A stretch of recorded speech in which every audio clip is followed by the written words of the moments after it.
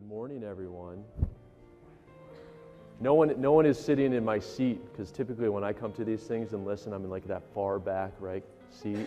So, if you need to make a quick exit, if you're like, I think I'm going to take a phone call because this sucks, that's the seat you want to be in. So well, we've got one over there. That's a vote of confidence for us so far, so I feel pretty good. Before we get started, I want to do a quick introduction. Again, we're not here to sell anything. In fact, I don't sell anything, so that's impossible for me. My name is Nick Halliday. I work with Southeast Toyota, do consulting for them with an agency called 22 Squared. This will be a fun session today because it's not going to be a brain teaser too early, so we're going to get into some fun tactical stuff. So hopefully there's some things you can take away, but it's nothing that's going to be too heavy really early in the morning. The only thing that's going to maybe put us to sleep is some of this music that's playing right now. Go ahead. Should we call them out? Because I told you they'd walk in late. My name is Paul Harvey. Yes, like the radio guy, make all the Paul Harvey jokes you want. Was named after him on purpose, so we'll just skip right to the end. I'm a partner at Chumney & Associates. I will attempt to sound super smart, and if I fail, lie to me and tell me I sounded smart. I would appreciate that. And I was just telling Nick, nothing gets you up at 9 o'clock in the morning, ready to rock and learn digital, like whatever this music is he's playing right now. So hopefully everybody had extra coffee. So I every single day I talk to dealers and we help them on sales and marketing. And honestly, like to me, I get bored just talking about stats at this point in my life. And so I like to tell a story. And so we're going to start off today and kind of tell a little bit about a story. And so there's a reason we've been hearing this like solo jazz music is because I want to start off and tell you a little bit about the artist, because I think there's a really cool story that's tied to him that's applicable to our business. So the guy that we heard for the last however long you've been in this room, his name's Keith Jarrett, and he was a really, really popular pianist in the late 70s, early 80s. He got his big break with Miles Davis, traveled around with him. He played on Saturday Night Live and a lot of movies, had his music behind the scenes. A really, really talented guy. But a really cool story came from one of his big concerts that he did in January in '75. And to me, like when I heard this story, I thought about my daily experience working with the dealers that I spend time with on a day-to-day basis. So in the mid-'70s, he broke away from his band and he went on a solo trip and traveled the world and presented on his own, or played on his own. And he went from city to city, and when he got to Cologne in Germany, he wasn't necessarily in the best health. He wasn't having the best day, and I think we can all feel that. Sometimes it's a Wednesday at 9 a.m. and we were up late singing karaoke or something like that, and so we're not super excited about today. And he was definitely feeling that. And when he got to the venue, just like a lot of leaders, there's expectations that he had. And one of the expectations, probably the most important expectation that he had, was the instrument that he was going to play that night to this packed audience. And that was the piano that he wanted. So he wanted a very specific piano from a specific company. And when he got there was a piano there, and it was from the company, but it was a very small piano. And so he was really concerned about the situation. He started sitting down and looking at it. He realized that this piano wasn't even big enough to actually potentially be heard in the back rows of the people that were paying big money to hear him play. The piano, it was actually the practice piano for the concert hall, and so it wasn't in the best shape either. Some of the pedals were sticking. It was really out of tune.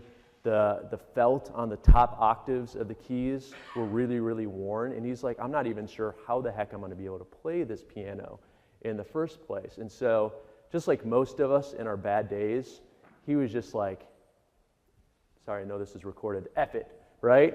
And he went to the car, and he sat in the car, and his manager came out, and he's like, hey, you know what? He's like, we're going to skip it. They didn't follow our direction. We're going to skip this concert. And at the time in Europe, the youngest concert promoter at the time, she was 18 years old, was running this big concert hall. And of course, she's panicking. She's worried about losing her job, and so she's running around trying to solve every issue. Get a piano tuner in there, helped a little bit. She's calling around trying to find a a better piano, but unfortunately it was later in the evening. There was no trucks available. It was raining, so even if they pushed it through the streets, they weren't going to get the piano there in time in a good condition for him to play it. And so she did everything she could, and she just basically begged him and said, please play. And eventually he relented, and he gave in. He said, you know what? Only for you, I'll play, only for you. And I think a lot of us would do the same thing, and they reacted and said, you know what? This is going to be a complete mess. And so he asked his manager at the time to record the session. And so he recorded the session so he could share that music with other people, for like the next places that he goes, as a lesson more than anything, to say, hey, if you don't follow my directions, this is what happens. And what's interesting is that recording that they did ended up being the music that we heard this morning when we came in. That music at the time in late '75 when it was released ended up becoming the best-selling solo jazz album of all time.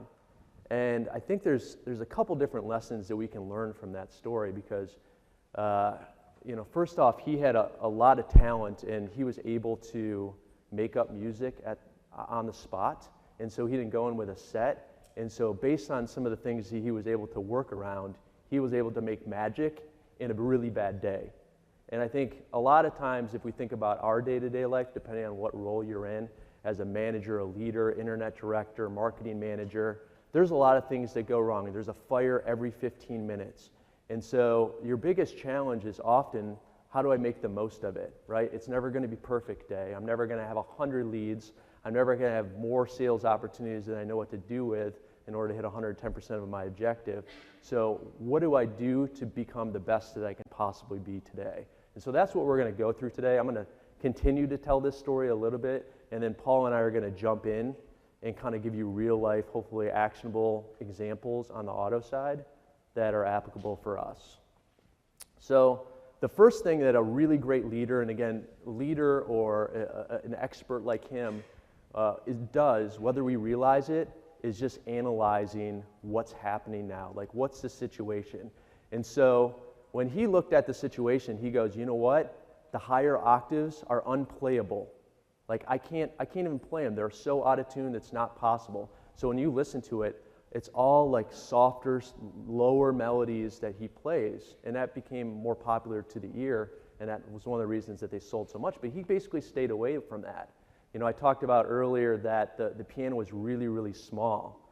And so in order for the people in the back rows to actually hear the piano, he stood through the entire 2-hour presentation and pounded on the keys as he played to make the piano as loud as possible. So he understood the challenge that he had, and then it allowed him to prepare for the future. So let's go through a couple things that we could do on the auto side to evaluate.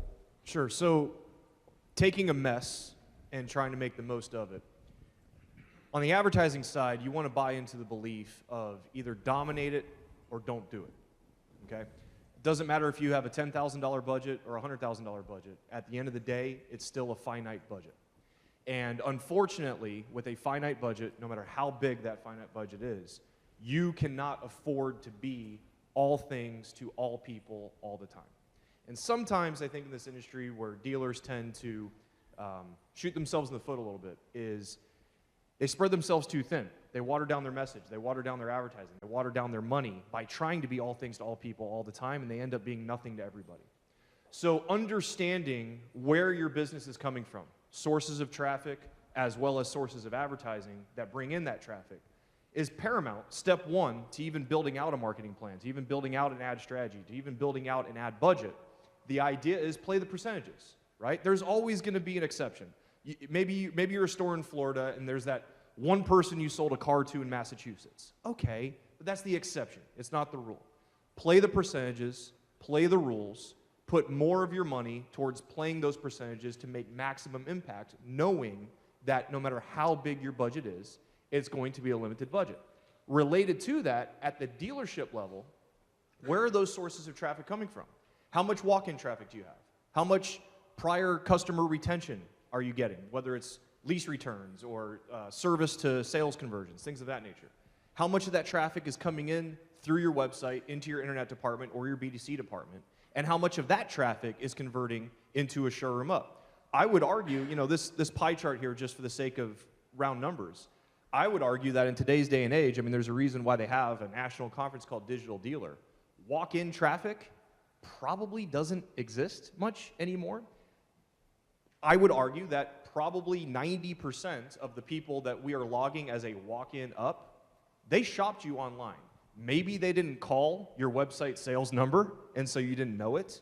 Maybe they didn't submit a form from your website, and so you didn't know it. Maybe they didn't chat you from your chat widget, and so you didn't know it. But I promise you, in 2018, in today's day and age, when everybody's super busy, they're juggling families, they're juggling jobs, they're juggling kids, and it's time to buy a car, when they, quote-unquote, walk into a dealership, they didn't just walk in cold turkey. At a bare minimum, they were searching and researching and looking at what you had on your website first before they came into your store. And so I would suggest that whatever sales process you are applying in the internet BDC department also be applied in the showroom, and vice versa. We're really, really good when we're talking to a customer on the showroom floor, blocking, tackling, X's and O's, and hitting all our marks, right? But sometimes when we start talking to them online, we forget those best practices. Treat them the same, because your website is your showroom is your website in this age of digital commerce. Yeah, again, every dealer is going to have a different number up there, and so that's why it's really important for you to understand it. And I've asked this question hundreds of times, and rarely do I have a dealer that actually knows where the breakdown is of the business. And you can even walk on the floor and everyone's saying, we get you more leads, we get you more of this, we get you more of that. In many cases, maybe you don't need more traffic. Sometimes when I start asking questions and learning about the store, it's just, hey, I used to have someone that worked the service lane, now I don't have one. Guess what? That's 20 cars that I had last month that I don't have this month. That's a factor. And so watching it just from a basic standpoint of, how much business is each different department driving is a good first step. And every market is going to be completely different. If I could add one more thing to that. Even if it's not 100%, if it's 90%, 80%, if we adopt at the dealership level, if we adapt the mentality, if we assume in advance that every single person that comes into our showroom shopped us online first, even if we don't know it, what that mentality will create for you as a culture is a consistent message from all of your sales associates to all of your customers all the time. If the people on the floor understand what specials are on your website, what prices are on your website, what incentives are on your website, things of that nature, then when that customer comes into the showroom, whoever they meet with, they can speak with clarity and consistency, and the prices and the specials they are talking to match what the customer probably already saw online, even though you don't necessarily know that they were online. Related to that, building out a plan. No two zip codes were created equal, right? Most of us have a really good idea how many cars we're selling, where we're selling to, what our best zip codes are, where some battleground zips are, where some areas are where we're just not able to pull from, whatever the case might be. Before we even get into creating really good-looking ads, before we even talk about an advertising budget, before we even get into any of that, first things first, you got to lay a foundation. Analogy I like to use. It's great if the crown molding in your house looks nice, but it doesn't do you any good if the foundation your house is sitting on is shoddy, right? Build a foundation that serves as the blueprint for everything that you do. Every ad that you make, every strategy you employ, every budget you put out there needs to be sitting on a foundation that makes sense. So what's the suggestion? Well, if you haven't done this already, I know the factory reps are really good at providing these reports, but take the time to analyze at the zip code level. Where are your sales coming from? Where are they not coming from? And where are there some battleground zips where you could increase market share? And be honest with yourself about that. And then compare and contrast that information, new versus used. Oftentimes, and I'm sure most of you feel it as well, you are selling used cars further away from your store than new cars because of the nature of used car shoppers and the specificity of people wanting a specific type of used cars, a specific price, a specific mileage, things of that nature. And so building out a search area at the zip code level and probably having different search areas for your new car campaigns versus your service campaigns versus your used car campaigns, etc., based upon this information, will help you, going back to the previous slide, put more of your money to playing the percentages better to give you a better ROI. Then in addition to that, knowing that no two zip codes are created equally, you don't need to have the same bidding strategy in every single zip code. Some zips where you need to be more dominant than others. Let's say your sales study says that zip code 12345 has a higher concentration of Camrys than any other zip code. Okay, well go ahead and place an enhanced bidding strategy on Camrys in that one zip code more so than any of the other zip codes. Or maybe place some enhanced bidding strategies in some battleground zip codes with your competition where you want to steal market share from them. Don't just have a general radius with a general bid strategy going generally in all directions all at the same time, treating every geography equally when they are not. Related to that is, that was the cue. So I give you a hand gesture, that was the cue. Related to that is, not all hours are created equally. I know some of you are being like, duh, but how often are you actually employing these strategies? The previous slide, no two zips are created equally. Some of you are probably saying, well, yeah, duh, but are you taking the time to attack certain zip codes more aggressively than others? Same thing with the hours. Duh, during business hours, we get more leads than during non-business hours. Okay, but are you advertising differently during your business hours than during non-business hours? If you know that the vast majority of the leads that you get during business hours are more likely to convert, why then are you spending the same amount of money during non-business hours as during business hours? The point being, the exact same enhanced bidding strategies I just mentioned at the zip code level can be applied to a day parting. So perhaps, let's say your store is open from 8 a.m. to 6 p.m. Perhaps that is a day part where you have an enhanced bidding strategy in place, and it doesn't mean your ads aren't going to be active 24/7. It just means non-business hours, maybe you scale back your bid strategy a little bit. Again, knowing you have a finite budget and putting more of your money towards playing the percentages that are going to dictate a better ROI for you. It's not rocket science. It just takes the time to think about it and do it and not assume that it's being done for you. Yeah, I think, to summarize that a little bit, the tactic is more important than the tool. So there's a lot of companies that sell tools, and obviously there's tactics that they can implement around those tools. But at the end of the day, and my team hears this from me all the time, like, it's not about the company as much as it is about the goal that you give the company. And so a lot of times we're going to get wowed, especially in the next couple days when we walk the floor and we sit through seminars and we'll go, oh, I absolutely should be doing more on Facebook, or this AI thing sounds amazing, or digital retailing is the future. But you got to understand, like, what's the problem that you're going to solve? And just some of this basic stuff that we're talking about, most of you guys, again, you're putting out too many fires that we don't go through the basics on a daily basis.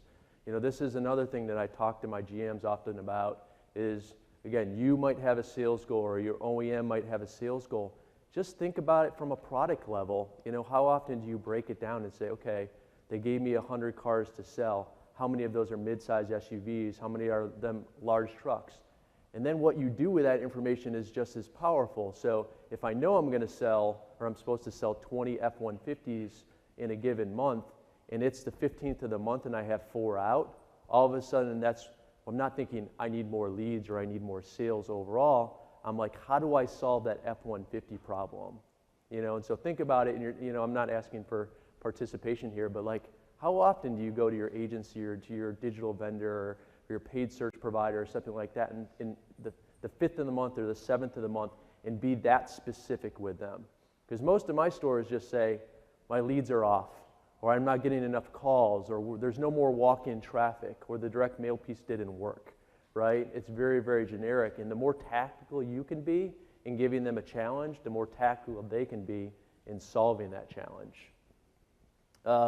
Another thing that is the evaluation piece is some of the data that we have from the CRM and the performance and the process. I personally believe that everyone should know the metrics that are important to do their job, be monitoring them daily, weekly, monthly, and then the person above, you should be reporting to your supervisor, and below you, you should be watching the similar metrics. And again, every job, there's different pieces of the puzzle, right? On the higher level up, I'm more concerned with market share and objectives and things like that. As they get down to the salesperson level, it's more based on activity, like X number of phone calls and contacts and shows and sold and demos and things like that. But if you don't know those things, if you're not holding yourself responsible and the people below you responsible, guess what? You're basically shooting from the hip and the successes never happen. The last piece of this is just, again, how do we make it easier? I always, especially, a new person that comes in as a general manager or something like that, I always just say, take a day, figure out what you need, whether it's from me, whether it's from the OEM, whether it's from a vendor, and try and communicate that out to them and try and get that all automated to you. I've got plenty of dealers that never have touched a CRM in their entire life, and then guess what? They still manage perfectly effective because they get that stuff sent to them, or they have someone bring that to them because that's the expectation of that person's job. The internet manager brings and says, you said we needed to do X, we're doing it Y, or this is the result that we got last week, we're trying to improve that. Try and make it as simple as possible. And I'm guilty of this too, and I've tried to be better in my past job, but I think we all, especially if we care about the business that we work at, we transition to another job, we always prep, for the next guy that's taken or gal that's taken over, hey, here's the binder and here's all the information you need to know, and I organized all the files easily for you to get through, and then you go, man, I wish I had all this stuff when I was doing the job. That would have made my job so much easier. Think about what are those things, if you were going to leave tomorrow and prep the next person, that would help that next person? Would it help you now today too? Do that. Again, automate some of those things. Let's get those reports so it saves you from logging in every 5 minutes. And we all know that we have 1,000 dashboards, right? With all the different vendors, we've got to think about how we can make it simpler. The last piece that I like to look at is marketing specific. So I think gone are the days where we just talk about leads or traffic or ups on the floor. We need to look at it, again, like that F-150 example, all the way down to the product level, because if you don't believe it, the data shows it, everything correlates. The amount of traffic you get correlates to the amount of leads you get by product, which correlates to the amount of sales that you get. And so you should be watching this every single day or week, because guess what? Every single product might be different. You might see, hey, you know what? My marketing guy's not doing a great job with a specific product because I'm not getting enough BDP views. Let's talk about driving more traffic for a 4Runner or something like that. Maybe it's not a product issue. Maybe I need, I'm getting plenty of traffic, but my site traffic's not converting to leads. So that's a conversation I talk to the person responsible for my website or the website provider itself or the third party and say, hey, Black Book, I've had you on there. I've got 1,000 people that go to the page. Nobody's filling out the form. What am I missing? And challenge them to get more leads. And if I'm getting more leads, then maybe it's a knowledge issue or a pricing issue or a process issue. It allows you to ask the right questions because end of the day, sometimes it's different for every single product. And if you're going to be super, super successful, like the best stores, some of them that I work with, it's about finding those incremental little wins, and you can't see it from just base numbers, from just the total lead count or the total sales count or the total traffic that a paid search provider will give you. So the first step to being successful once you know where you're at is to analyze your strengths. And so Keith, again, he knew that he couldn't play the high octaves. He had to focus on the low octaves and play those things. The same deal on the dealership side. Again, we always, the OEM might be in our ear and say, hey, no, you need to sell more cars. Forget about trucks. You're doing great in trucks. You're at 110%, sell more cars, things like that. But in the real world, and I get a dealer every single month coming to me and say, how do I get, it's the 28th of the month, I got 2 days, I need to sell 35 more cars. What do you think I should do? In the real world, the quick win is always what we're best at. Again, if you look at an athlete, a performer, a leader, they always get their quick wins from where we're great. And we often forget that because we get distracted by the new thing or the thing that everyone's yelling at us about. But this is where we need to be really, really focused. So a perfect example is like the F-150. So if you've got more trucks in terms of inventory, you're probably trained the most on F-150s. You have more leads probably on F-150s than you have Ford Fusions. If to get the last couple sales, it's easier to go back to that bucket and sell 2 more and get that close rate higher there than it is the Fusion, whether you know it or not. Even if you're at 120% of objective on Ford F-150s, it's easier to go to 130 there than it is to go from 80 to 90 on a Ford Fusion. Another big area is our customer base, and I'm guessing some of these things should be your strengths, but they probably should. You'll have to do that evaluation. You know, I've noticed over the last 5 to 7 years, like digital has been amazing for us because it's given us more cracks at the bat, more opportunities. We've got the customer a little bit earlier in the purchase funnel, but one of the things it has done in the industry is it's made us weak. And I mean that by, you know, I grew up in Detroit. You know, my dad worked for GM, my uncle sold cars, my grandfather sold cars. Like, I remember an old school salesperson. You know, old school sales guys would, like my grandfather, when I went to the diner with him, he'd be handing out business cards, making connections, sending personal thank you notes, things like that. And today, we've got 1,000 widgets that support that instead of our salespeople. You know, how do we sell more cars? Like, get that quick fix? Go back to our customer base. We challenge our stores to sell 2% of the customer pay ROs that come through the service drive. But just last week, or 2 weeks ago in NADA, we heard that 10%, upwards of 10% of your customers potentially could buy out of the service drive. That's crazy, but that's the easy win. And as we give our salespeople more leads, more phone calls, they forget about the past customer. And so we've got to spend much, much more time here. Before we invest more dollars in other places trying to drive more traffic, most of you guys, unless you're a new point, you know, have thousands and thousands and thousands of customers that you should be working, that you should be calling quarterly, following up, build a relationship. There's 2 examples, you know, and this is one of my favorite slides, so I'm going to spend a few minutes on it.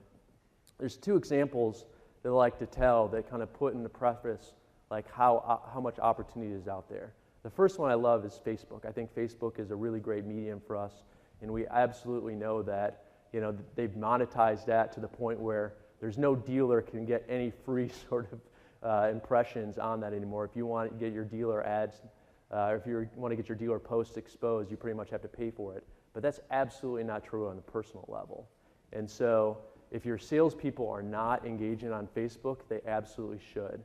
And I just break it down by the numbers, right? An average person on Facebook has about 388 friends. Most of us probably have much more than that, especially the salespeople. You know, they're alphas, and so they have 500, 800, 1,000. Simple math just says, like, hey, worst case scenario this year, 10% of people buy a car. That means they know about 40 deals, 39 deals, right, just from their friend base. You know, NADA says that you could get 6 to 7 referrals for every deal that you sell. Of course, that's over time, but, you know, you do the math and you say, you know what, nearly every person that has a Facebook account is probably directly or indirectly connected to about 20 deals a month, just from Facebook. So if they're top of mind, they show that they care, you know, it's an easy win. And most of those people that are friends with you care about you, so they want you to be successful, so even if it's your first day on the job, guess what? They'd rather buy a car from you than the 20-year salesperson. So it's an easy up. The other thing I like to do is I'd like to tell my guys to think about all those orphan owners. Unfortunately, in this industry, we have massive, massive turnover, right? And so we forget about those people that we sold cars to, and then the salespeople moved on. You know, I'll give him credit because he's not here anymore, but Alan Ram used to have an awesome stat, and he used to say that every salesperson should have 500 customers to work. Because the math is, if you give them 500 customers, the average household has what, 2+ cars in it, so you're connecting them to 1,000 cars. The average person buys a car every 3+ years, so you're talking at best, you know, or at worst, maybe 250 cars that you're connecting them to with 500 customers. So if they follow up with them every quarter, they're not going to sell all 250, obviously, but even if they sell half or a quarter, you're giving that guy that's brand new an opportunity to sell 15, 16, 17 cars a month instead of the 6, 7, 8 that they're probably going to do just by working the lot. So where's our strengths? Our strengths are in our customer base before anything else. So how often do you spend time, and how often do you spend money on that space? Anybody here Cardone sales certified? One. All right, I make two. Cool. So if anybody knows Grant Cardone or his methodology, he always preaches, get the write-up, get the write-up, get the write-up. Am I right? The one guy in the back? Yep. Get the write-up. Okay. Totally important, totally true. The thing is, they got to be in the store to get the write-up. So how do we get them to the store? So my methodology, make the appointment, make the appointment, make the appointment. As an ad guy, I would never dare tell a dealer how to sell a car. That's not what we're talking about here. But what I can tell you is, I work with a lot of dealers around the country, a lot of different OEMs, a lot of different markets, a lot of different budget types. 100 times out of 100, the ratio of appointments you schedule to appointments showing up is really good, and the ratio of appointments showing up to delivered unit is really good. But if sales are off, the breakdown is the ratio of lead to setting the appointment in the first place. The numbers do not lie. The more appointments you schedule, the more are going to naturally show up, and then the law of averages kicked in, and you just sold more cars without spending any more money. I'm probably the only ad guy in the world, or maybe the only one I know of, who consistently tells my dealers, don't spend more money, spend less money, and do a better job with the leads you already have. But I want to be careful. I don't want it to sound like I'm telling a car dealer how to sell a car. So the 50-50-50 model. If 50% of your leads you schedule an appointment, and 50% of your appointments show up, and 50% of the people who show up you deliver a car to, that's a 12.5% closing rate. And if that's all attributed to the internet department, let me ask you, how many of you dealers, or you sales folks, or you general managers, or you general sales managers, or BDC managers, or whatnot, would feel really, really good right now if you had a 12.5% closing ratio in your internet department, right? Now, I know it's easier said than done. Okay, maybe your appointment setting rate is more like 35%, but then your show-up rate is 65%, and your closing rate is 70%. Fine. The point I'm getting at here is, when you get back to your business, your lives, whatever, just have some fun. If you haven't done this exercise yet, go into your CRM. I recognize garbage in, garbage out in the CRM, but assuming your CRM data is somewhat accurate, I encourage you, do this little exercise. Look at those ratios, and I promise you, if any of you are not getting what you want in terms of internet closing rates and/or overall sales volume, you will find that the ratio of leads to appointments being set is probably the biggest obstacle in your way. And with just a little bit of intentional, focused effort on that one thing, you will sell more cars without spending any more money. And everybody will be a hero because of it. Yeah, and I will say that that's baby step one, too. The best dealers, they've moved beyond this at this point, and they're now focused on the 90 days. Because they realize, especially when we're talking about third-party leads and things like that, that's where the big wins happen, from day 30 to day 60 and day 60 to day 90. In our best stores, they're not focused on like a 12% number. They're focused on a 20+% number, because that's what their closing rate is over 90 days, right? And they know that there's a defection within the brand of 10% plus. There's a defection of 10% plus on other brands within the market. That those leads, again, are going to close over 90 days at about 46, 48% depending on the study. And so when you think about that, again, where's your strength? Your strength is in the leads you already have.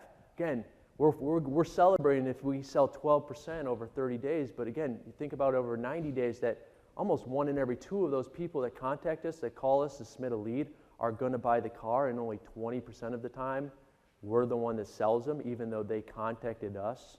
That's crazy. That's an easy win if we just, we'll talk about it in a little bit, get a little bit better. I'll be brief on this. I think sometimes there might be a tendency to, at the management level, when it comes to training our salespeople, we have a tendency to maybe spend more time on the weaker salespeople, and our best salesperson, maybe we just, oh, they got it, not worried about him or her, right?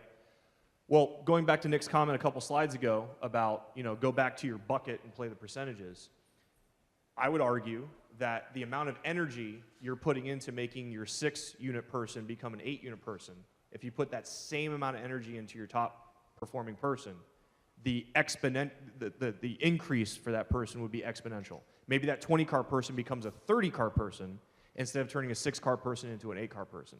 So just encouragement here, when you're training your salespeople, let's make sure we're putting as much effort into our top sellers as the newbies, because of that exponential growth you will get from going back into that well that always performs best for you. You know, the OEMs do this, right? They're mean, especially on the domestic side. Like if you're a small store, you know, you might see a zone manager like once every 6 months or at all, right? And if you're a big store, they spend a ton of time with you because they know that there's much more incremental opportunity with the big store than the guy that's selling 20, 30 Chevys a month. You know, and so again, it's just, this is a level set today, but it's a level set on like, really that guy is great. Like that 20-car salesperson, it's not hard to get him to 22 if you push him a little bit more, if you give him a couple tools, you know, if you encourage him throughout the month. And quite honestly, we most of the time don't. We go, hey, this guy's a rock star, he's fine, I'm going to leave him alone. When in reality, there's a lot of guys, and you know, I think especially nowadays with Facebook, there's so many like sales groups and stuff like that out there in our industry. There's a lot of guys striving for more. Obviously, we saw a record breaker in Detroit last year in terms of volume with Ali, but you know, those guys can sell 30, 40. We've got salespeople that I work with that, you know, are selling 80, 100 cars a month. You know, and again, that takes a special market and a special person, but 20 to 30 isn't that tough, and we can get them there. I feel like sometimes because we're all in the auto industry, right? We're so close to the industry that we forget what it's like to be a customer trying to buy a car. And sometimes some of the most obvious things we forget about. So let's maybe consider an industry we're not in. Let's consider maybe the travel industry or the vacation package industry. If you were booking a vacation for your family to a place you've never been before, and you go online to look at resorts and hotels, all of the hotels look great. All the pictures are beautiful. Everything looks awesome. You don't know the difference between Resort A and Resort B. They all look great. Then you start reading the reviews, and you see people who have vacationed there before. And you see the reviews from Resort A, best time of my life, best family vacation ever, would definitely go back. Resort B, maybe not so positive. All things being equal, you not knowing the difference, you having never been there before, who are you going to book to take your family on vacation to? Resort A, that got the good reviews, right? It's not rocket science, but I feel like sometimes in the auto industry, we forget what it's like to be a customer trying to buy a car because we're so close to it. We do it all day, every day. For most people, buying a car is the second largest financial transaction they make in their life, okay? It's really, really, really important. And with now pretty much every OEM having some type of pricing rules that have to be followed in addition to the compliance and co-op rules that have always existed, at the end of the day, before you talk to a customer, whatever you're advertising or whatever you're promoting on your website, it's the same car, the same color, the same options, the same accessories, and the same price as the other guy down the street. What's the difference? So if I'm a customer in your market and I can get that car for the same price from anybody within driving distance, and it's the second largest financial transaction I'm going to make in my life, and Ford Store A has these awesome reviews, Ford Store B, not so much, who am I going to talk to? It's not rocket science. Yeah, I think, I've sat through a couple presentations yesterday, and a lot of people like to focus, and it should be focused on like your why buy here message or unique selling proposition. At the end of the day, the thing that's going to matter most is what the customers in the market thought about your dealership, and if you can share that, that's going to trump a lifetime warranty or oil changes for life or tires for life or whatever the heck you want to push out there as like an added value every day of the week, right? That applies the same way on the OEM side. That's why they talk about the safety ratings and things like that, because sure, they can add on something else or another bell and whistle, but you know, their customers care about resale value, and they care about like, you know, safety in numbers, more people buying this product than any others. And so you've got to make sure that as you talk about from an advertising perspective what your strength is all those customers we talked about that bought from you or serviced from you previously that are important to your repeat business. Well, they're also important for you to grow your business too. So use their words to your advantage. The last piece is, again, from a playbook, and this is super basic, right? Once you maximize your strengths, you work on your weaknesses. So again, a lot of golfers are great at driving I'm not a golfer, so I don't know anything about it, but they're great at driving the ball, but they spend all their time working on their short game or whatever that is, you know? And so like you have to have that same mentality. So to sell a bunch of cars today, we maximize our strengths. From a weakness standpoint, and this is what he did in a kind of jerk-off way, he's like, record this presentation or record this concert because I'm going to share it with people so they're more proactive next time in making sure I have the right piano. We need to have that mentality too, and not just go buy something and hope it fixed it. So, you know, again, I like to think about like what are the tools that we already have that are telling us our problems. Most of the OEMs are more than happy to come into your store and share rejector studies and things like that of, you know, where the problems are with your store. And again, most of them are probably going to be pretty common to the industry. You take too long on an oil change, or they didn't honor the price when they got there, or they didn't have the right car. So when you hear those things, you think long-term on the marketing side, how do I solve them? Sometimes it's solved with media, sometimes it's solved with messaging, sometimes it's solved with process, but it's important to know those things. I love the stat, 24 people, unhappy people tell about their experience, 15 tell if it's positive. So again, we've got to make sure that we sneak away some of those negatives from the conversation. You know, another place I like to look is the website data. You know, so this is a conversation, you don't need to have it every single month with your agency, but look at it and say, where's the hiccups in my website? Because our website is really our best salesperson. So when they walk them through the virtual road to the sale, you know, where does the customer stumble? Where do they stop? You know, for example, I can tell you in my experience, an average customer that goes to a credit app or a trade evaluation bounces about 90% of the time. And that's really sad because most customers that come to those pages have spent 10 plus minutes on the website, they looked at a couple vehicles. There's a reason they went to that credit app, but 90% of the time they leave. You know, and often it's because of what we say and how we communicate it and the tool that's there. And so when you think about those and use some of that data, it allows you to ask questions and say, how can I make it better for the customer to get me more leads? Another report, you know, is some of the stuff that comes out of the CRM. Like this is one of my favorite, I think it's out of eLeads. It's called a template performance report. This is like one of the most no-brainers out there. It shows you how many emails you sent on a monthly basis. And if you don't have, every CRM has some version of this. How many emails sent, how many were opened. So you can say, okay, wow, you know, is my subject line right? The engagement rate it tracks, so is the body copy right? Every month you guys should be manipulating 1 or 2 templates within your 90-day follow-up strategy. Again, there's a weakness in there somewhere. Let's figure out where it's at. And the better we get communicating with the customer, the more likely we're going to get more shows in the dealership, more cars we're going to sell.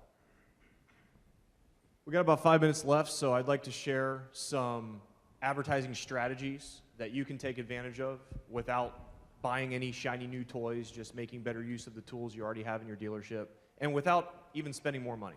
And for some of you, maybe you're already doing some of this, and for some of you, maybe this is a new idea. But again, going back to the comment earlier about maximizing ROI, putting more money towards playing the percentages on what's going to deliver, okay?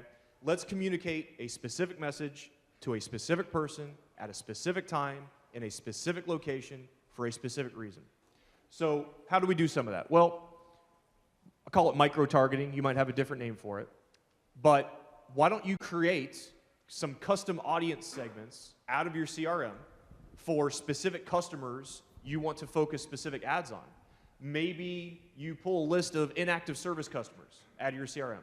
Maybe for you Toyota stores or anybody who has a complimentary maintenance program, you pull a list of everybody that's bought a new Toyota within the last 2 years but has not come back in for Toyota Care maintenance. Maybe every month you get in the habit of pulling a list of unsold prospects, right? Maybe every month you get in the habit of pulling a list of leases that are coming due within the next 9 months. Things of that nature. And you take these custom lists that you're extracting out of your own CRM data, and you can import them into Facebook, one audience at a time. And you can micro-target those lists with specific ads for that audience that the general public does not see, so that you're communicating a specific message to these previous customers based upon their prior sales and service history at your store. Yeah, this is the future of our business. We're even going to see this all the way on on cable TV and things like that. But our bucket of customers is not growing, right? The sales are not going up year over year, and so there's less people out there. So we need to do more with our dollars, and this is an exact way to do that. I would challenge you to Paul's point, like every month come up with a problem or two and use custom audiences, micro-targeting, and all the different networks that are available to solve problems. What are your weaknesses? Use specific people with a small dollar amount and go after them and tell the right story to the right person. Now notice I said Facebook. Go ahead. Facebook will accept a list of any size. Go ahead. Next slide. Google, up until recently, well, let me back up. Google will only accept a list of a minimum of 1,000 matches. And up until recently, that was tough to do when all you had to match people with was a phone number or an email. Because what if the email you have isn't their Gmail, right? Well, recently, and I call it new-ish things because it was recently, it wasn't yesterday, and this might already been exposed to some of you. But recently, Google changed their policy. You still have to have 1,000 match minimum, but they will now accept a full physical mailing address as part of the match process. So what's been easy to do on Facebook with this micro-targeting strategies is now easier to do on Google than it was before, because you can actually find your customers on Google by allowing Google to match them against the physical mailing address you have in your CRM. So I'm now suggesting to my clients, everything we've been doing on Facebook for micro-targeting, let's now do it also on Google, right? Some other things that are new-ish, maybe some of you are aware of this, maybe this is new for some of you. Google now offers in-store visit tracking technology, if you're eligible. What makes you eligible? Well, first thing's easy. Make sure your AdWords account is linked to your Google My Business account. Easy. Second one is your budget. You'll talk to your Google rep or to your ad agency about what the budget requirement is to become eligible.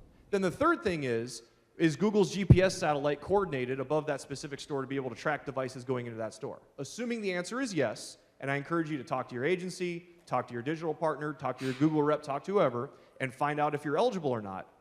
I'll tell you what, if I could go to a client meeting and I could say, Mr. Dealer, here's how many people walked into your showroom after being exposed to your advertisement on Google, it'd be a 5-minute meeting. I'm moving on to the next thing, right?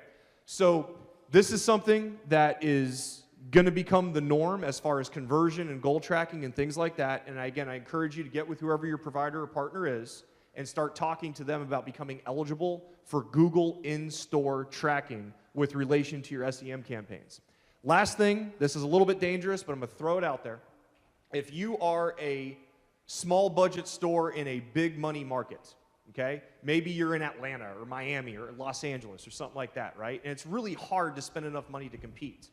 One thing you can try is arbitrarily lowering your bid to intentionally lower your cost per click and rank in an attempt to get more clicks for the same budget. But watch it very, very carefully. You don't want to slip too far and lose impression share and now you're not showing up anymore. But we've experimented this little slightly dangerous strategy with some stores that fit that ilk. And what we've discovered with some stores is instead of doing everything we need to do to have the #1 position and 90% impression share all the time and our bid being crazy, whatever it is, slipping to like the 1.9 to 2.1 position has still allowed us to get the clicks we've always gotten, but now we're getting more for the same budget. So something to think about if you're looking to maybe get more clicks for the same budget because you can't increase your budget. Last slide. Last slide. I told Nick this made me dizzy, but that's all right. Last slide. Again, the crown molding is nice, but it doesn't matter if your house is sitting on a shoddy foundation. You have to have a plan. We know the factory is giving you sales objectives. What are your objectives? What is your goal for your store? Think about what you want to achieve and then put together a plan to achieve it in a smart way and not throwing good money after bad, trying to force a market that isn't there. And this might require daily, weekly conversations with your advertising agency about variables outside the agency's control. What's your current inventory levels? What are your incoming inventory levels? What's your forecasting? What's your tracking? What was your objective? Maybe you got a ton of F-150s in stock this week and you got to move them, and so you spent a bunch of money moving F-150s, but then you sold them all. Now next week comes, you're low on F-150s, but you got a lot of Fusions. You want to be having these ongoing conversations with variables outside your agency's control so that your agency can make daily, weekly adjustments to strategy and bid and budget and all these things to best maximize selling what you have and not pushing edges when you don't have any in stock because you sold them all last week. Things of that nature. Have a plan. Be smart about it. I appreciate your time. Thanks, everybody.